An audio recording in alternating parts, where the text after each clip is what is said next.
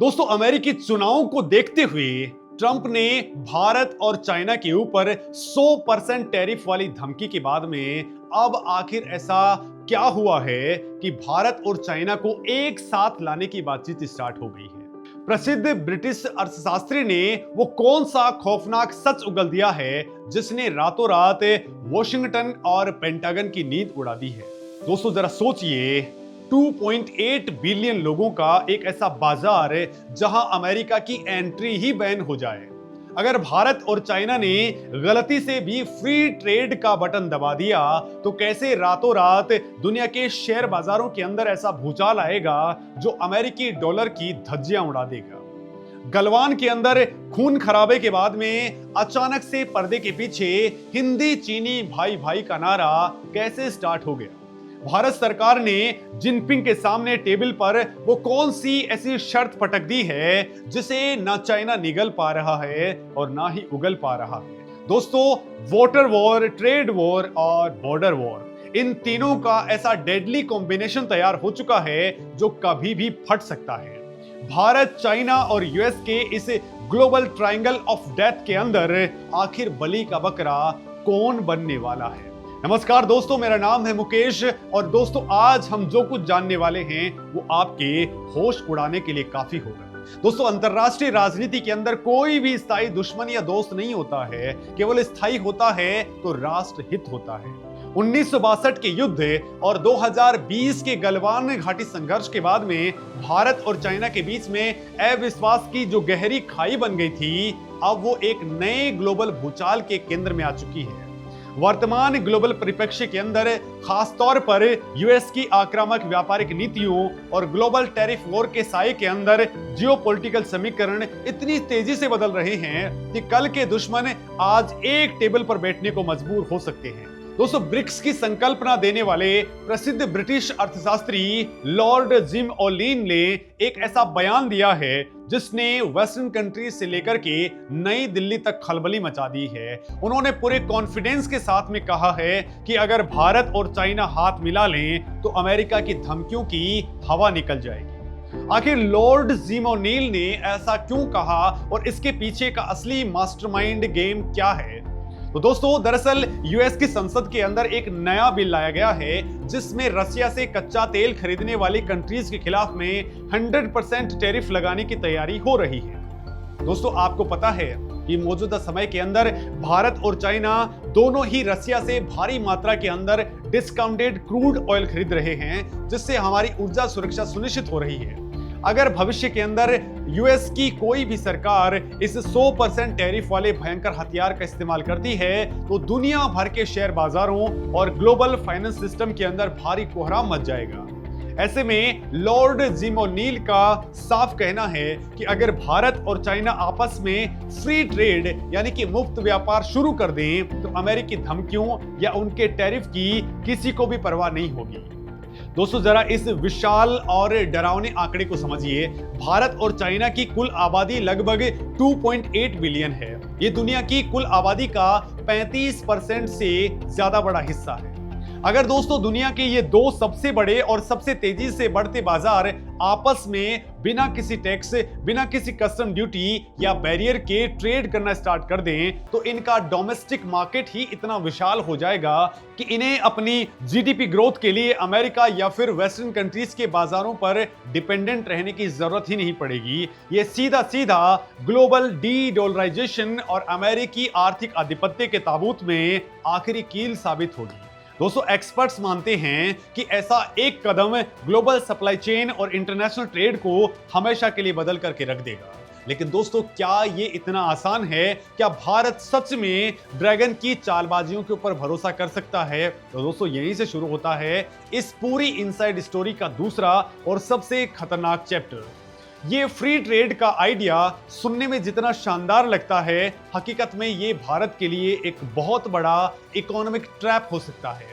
दोस्तों, 85 billion dollar का भारी नुकसान सहकर के भी भारत आखिर क्यों चाइना से पूरी तरह से नाता नहीं तोड़ पा रहा है? क्या ड्रैगन ने इंडियन इकोनॉमी की कोई ऐसी दुखती रग पकड़ ली है जिसे वो जब चाहे दबा सकता है?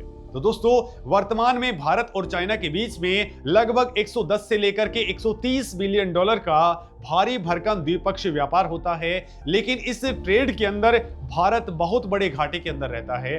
दोस्तों हमारा ट्रेड डेफिसिट लगभग 80 से लेकर के 85 बिलियन डॉलर का है। यानी दोस्तों हम चाइना को अपना सामान बेचते बहुत ही कम हैं और वहां से मशीनरी, इलेक्ट्रॉनिक्स और कच्चा माल बहुत ज्यादा खरीदते हैं। अगर भारत ने चाइना के साथ में कोई फ्री ट्रेड डील साइन कर ली तो चाइना की विशाल और स्टेट सब्सिडाइज्ड मैन्युफैक्चरिंग इंडस्ट्री भारतीय बाजारों के अंदर अपना सस्ता माल डंप कर देगी। इससे इंडियन गवर्नमेंट के flagship make in India mission और हमारे एमएसएमई सेक्टर की पूरी तरह से कमर टूट जाएगी। दोस्तों हमारी इकोनॉमी का बैकबोन हमारे छोटे और मझोले उद्योग हैं, जिन्हें चाइना के अनफेयर ट्रेड प्रैक्टिसेस और डंपिंग से बचाना भारत की सबसे बड़ी राष्ट्रीय प्राथमिकता है।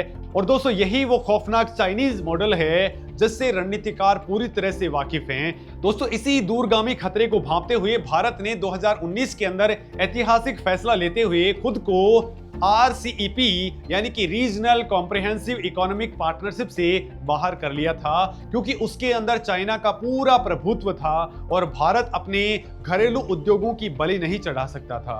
अब दोस्तों आपके दिमाग में ये सवाल जरूर कौंध रहा होगा कि अगर चाइना इतना ही खतरनाक है तो तिब्बत के नाथुला पास से गुपचुप तरीके से ट्रेड फिर से शुरू होने की सुगबुगाहट क्यों स्टार्ट हो गई है? बॉर्डर पर भारी टेंशन के बावजूद क्या कोई सुपर सीक्रेट डील साइन हो चुकी है जिसकी भनक मीडिया को नहीं लगी? तो दोस्तों इसका सीधा जवाब है नहीं। भारत ने कूटनीतिक स्तर पर चाइना को बहुत ही स्पष्ट, आक्रामक और कड़ा संदेश दे दिया है कि अर्थशास्त्र और सीमा विवाद को कभी भी अलग अलग करके नहीं रखा जा सकता है। चाइना की पुरानी और धूर्त रणनीति रही है कि वो LAC के ऊपर सलामी स्लाइसिंग करता है, इंच दर इंच जमीन खिसकाता रहे और दूसरी तरफ भारत के विशाल बाजार से अरबों डॉलर का मुनाफा भी कमाता रहे। लेकिन दोस्तों गलवान संघर्ष के बाद में भारत की स्ट्रेटेजिक थिंकिंग और डिफेंस अप्रोच पूरी तरह से बदल चुकी है। अब भारत की पॉलिसी एकदम एग्रेसिव और क्लियर है। पहले बॉर्डर के ऊपर पूर्ण शांति, फिर कोई ट्रेड होगा। नई दिल्ली के अंदर हाल ही के अंदर WMCC यानी कि working mechanism for consultation and coordination की 36वीं अहम बैठक हुई है। इस हाई लेवल मीटिंग के अंदर भारतीय प्रतिनिधिमंडल का नेतृत्व विदेश मंत्रालय के पूर्वी एशिया के संयुक्त सचिव सुजीत घोष ने किया है, जबकि चाइना की ओर से विदेश मंत्रालय के महानिदेशक हाउ यांकी ने हिस्सा लिया है। दोस्तों इस मीटिंग के अंदर भारत ने बिना किसी लाग लपेट के साफ कर दिया कि जब तक LAC पर पूरी तरह से शांति और अप्रैल 2020 की पुरानी स्थिति पूरी तरह से बहाल नहीं होगी, तब तक द्विपक्षीय संबंधों का सामान्य होना इम्पॉसिबल है। जब तक डेपसांग और डेमचोक जैसे क्रिटिकल और विवादित इलाकों के अंदर चाइनीज सेना पूरी तरह से पीछे नहीं हटती है, पूरी डिसएंगेजमेंट नहीं होती है, तब तक कोई भी नई ट्रेड पॉलिसी या फिर हिंदी चीनी भाई भाई जैसा कोई भी नारा लॉन्च नहीं होने वाला।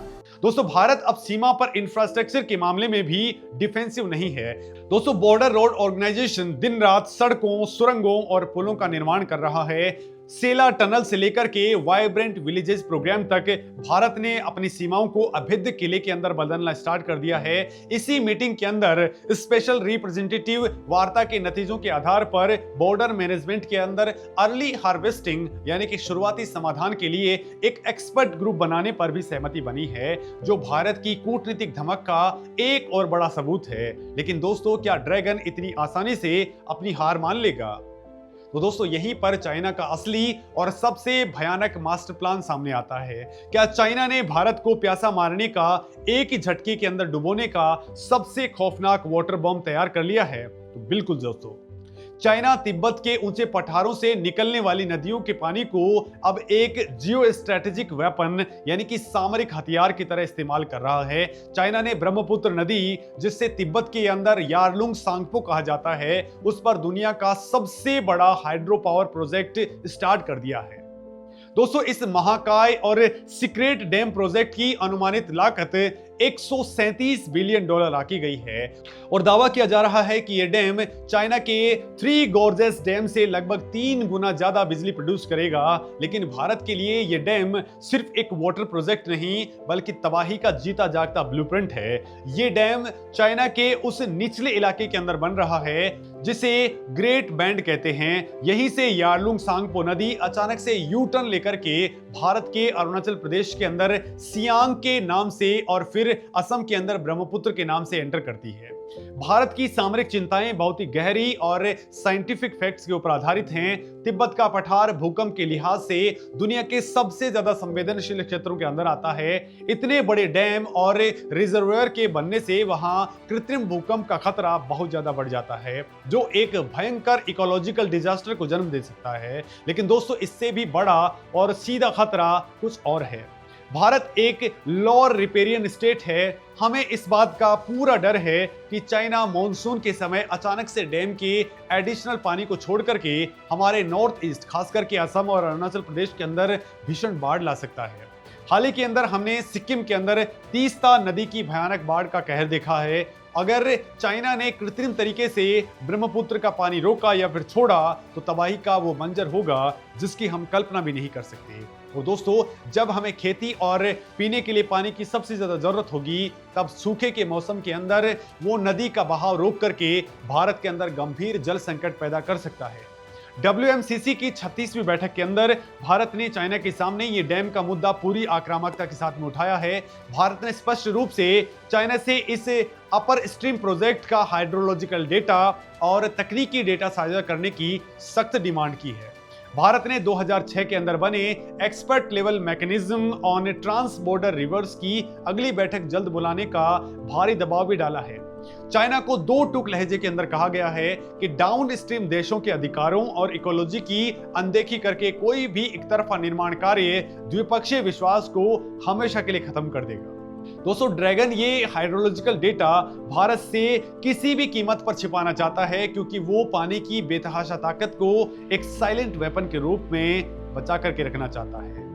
दोस्तों, अब इस पूरी इनसाइड स्टोरी के तार जुड़ते हैं। ग्लोबल जियोपॉलिटिक्स की बिसात से भारत और चाइना आज कई मोर्चों पर एक दूसरे के आमने सामने हैं। एक तरफ ब्रिक्स है, जहां दोनों देश डॉलर के दबदबे को खत्म करने के लिए काम कर रहे हैं। दूसरी तरफ LAC है, जहां दोनों देशों की सेनाएं एडवांस वेपनरी के साथ में -डिग्री सेंटीग्रेड टेम्परेचर्स के अंदर आंखों के अंदर आंखें डाल के मुस्तैद सामने खड़ी हैं। ऐसे में सबसे बड़ा सवाल यह है कि क्या भारत अमेरिका को दरकिनार कर चाइना के साथ में रणनीतिक साझेदारी करेगा? तो इसका जवाब भारत की स्वतंत्र, निडर और बेबाक विदेश नीति के अंदर छुपा हुआ है। भारत आज किसी भी एक गुट का पिछलगू या डमी नहीं है। इंडो पैसिफिक रीजन के अंदर चाइना की बढ़ती समुद्री आक्रामकता को काउंटर करने के लिए भारत क्वाड का एक बहुत ही मजबूत और एक्टिव मेंबर है, जहां US, जापान और ऑस्ट्रेलिया हमारे साथ कंधे से कंधा मिलाकर के खड़े हैं। वहीं दूसरी तरफ भारत SCO और ब्रिक्स का भी एक अहम और ताकतवर संस्थापक सदस्य है, जहां चाइना और रसिया मौजूद हैं। ये भारत की master class multi alignment strategy और कूटनीतिक विजय है। हम अपने नेशनल इंटरेस्ट के हिसाब से फैसले लेते हैं, किसी भी ग्लोबल महाशक्ति के दबाव में आकर के नहीं।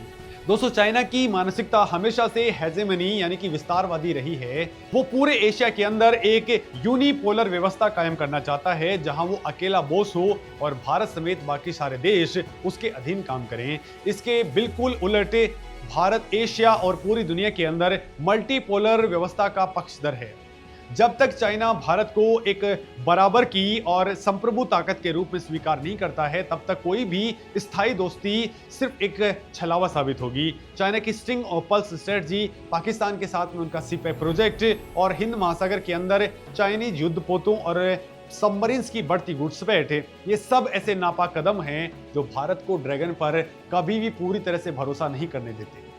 तो दोस्तों, अब आप इस पूरे मामले पर क्या कुछ सोचते हैं? कमेंट में अपनी बात जरूर रखें।